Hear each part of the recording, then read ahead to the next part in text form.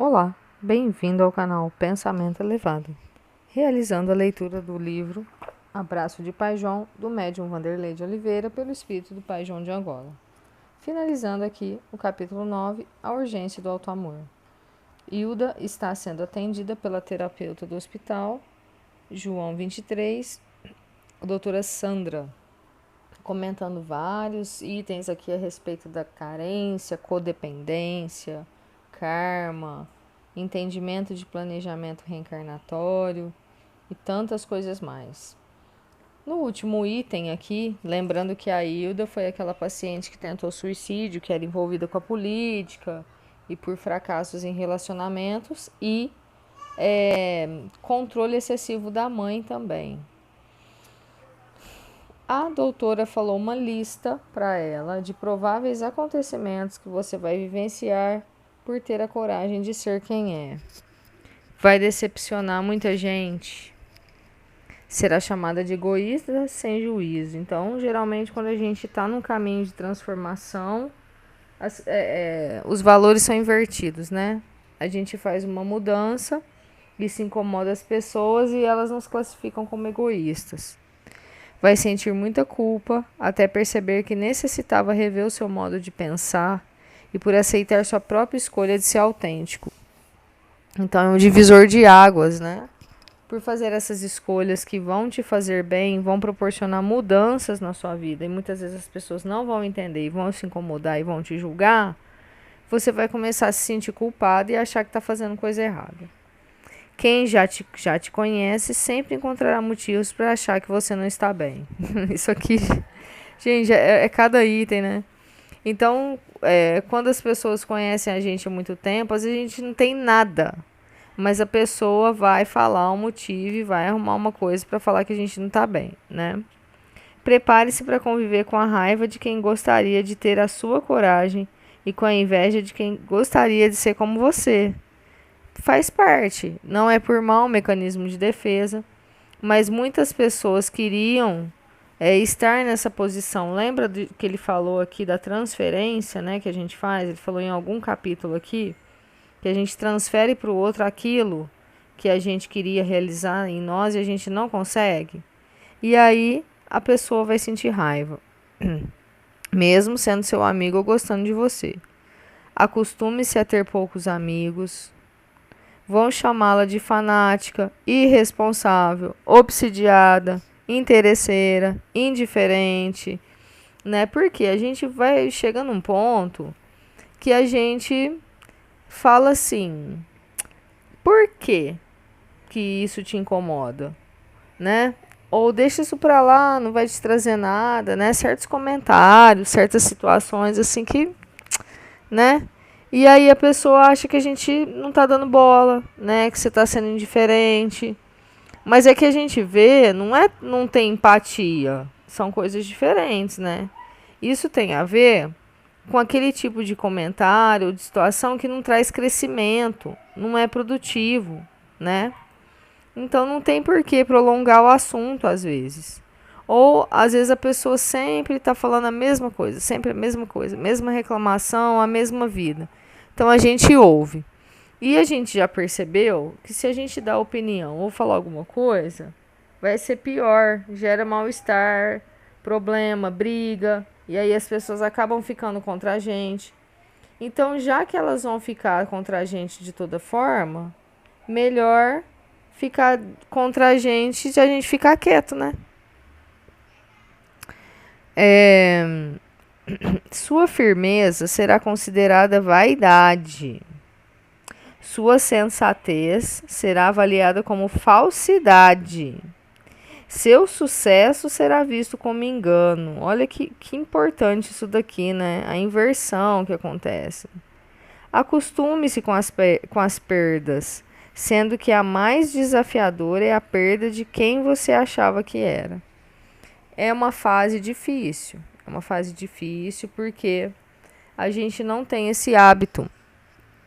Mas não tem jeito, porque a própria morte nos coloca frente a frente com a perda, né? A gente vai ter que perder uma hora ou outra. Imagine se não fosse assim, né? Uma vez eu ouvi uma pessoa falando no centro uma coisa que eu nunca tinha pensado. Imagina, gente, se a gente vivesse 200, 300 anos. Se com 80, uma média de 80 anos a gente já é extremamente apegado. Se a gente vivesse 200, 300 anos aqui, a gente não largava o osso de jeito nenhum, né? Então, assim, a gente tem que acostumar com isso. A gente, sabe, de deixar coisas, deixar pessoas, deixar lugares, sabe? De fazer mudanças, né? A gente precisa ter essa alma, né? Esse espírito livre para as coisas novas. Então a Hilda disse: Nossa, que desafio me espera. A felicidade tem seu preço. O amor não é conquista banal. Pede trabalho e mudança. E existe um planejamento reencarnatório para vir solitária sem me casar? Acho que sim. Algumas pessoas pedem isso para fazerem aprendizados diversos, incluindo o de focarem no amor em si mesmo antes de tudo. Então deve ser o meu caso. Por que afirma isso? Não me casei ainda, não sei como cuidar de mim mesma. E não tenho amor por mim. Sinto-me um fiasco, uma fraude. Quem se abandona tem como resultado esses sentimentos. O planejamento reencarnatório é feito conforme nossos merecimentos e necessidades. Eu acredito que a vida sempre nos reserva o melhor, que as oportunidades estão esperando o nosso esforço de nos prepararmos para elas. Todos merecem o bem e a paz, mas é preciso superar as nossas necessidades, vencer as mazelas espirituais e cumprir o karma. Você está em condição de vida maravilhosa para iniciar esse aprendizado. Embora fale como se a vida não fosse mais conceder a você o direito de casar, ter filhos, ou melhor ainda, ser feliz com você mesmo, que é o mais importante. Tão nova de idade e tão velha na forma de pensar. Então, essa mensagem positiva do doutor é um fato. Deus quer o melhor, espera sempre o melhor pra gente. Todo mundo merece o bem, merece o melhor. Mas a gente tem que vencer aquilo que a gente tem de dificuldade, de impedimento, para que a gente cumpra aquilo que vai fazer a gente dar passo para frente, né? Deixar para trás aquela velha pessoa, os velhos hábitos, né? Vou mudar isso a partir de hoje. Não quero mais essa vida de mendiga afetiva e nem nessa velhice na alma. Comece essa mudança por sua mãe. Sua parte carente se nutre do comportamento dela. Ela não é a causa da sua carência, mas a sustenta com a sua permissão. Então, gente, vamos pôr isso daqui em nós, porque muitas vezes a gente faz isso na nossa vida com os relacionamentos que a gente tem.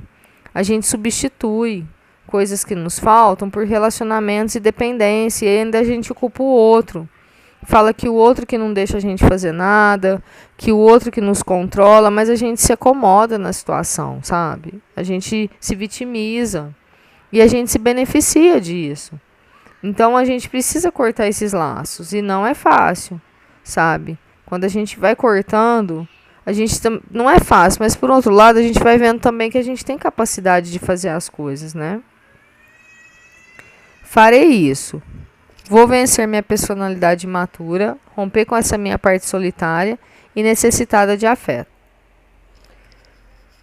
Farei isso. Vou vencer essa minha personalidade imatura, romper com essa minha parte solitária e necessitada de afeto.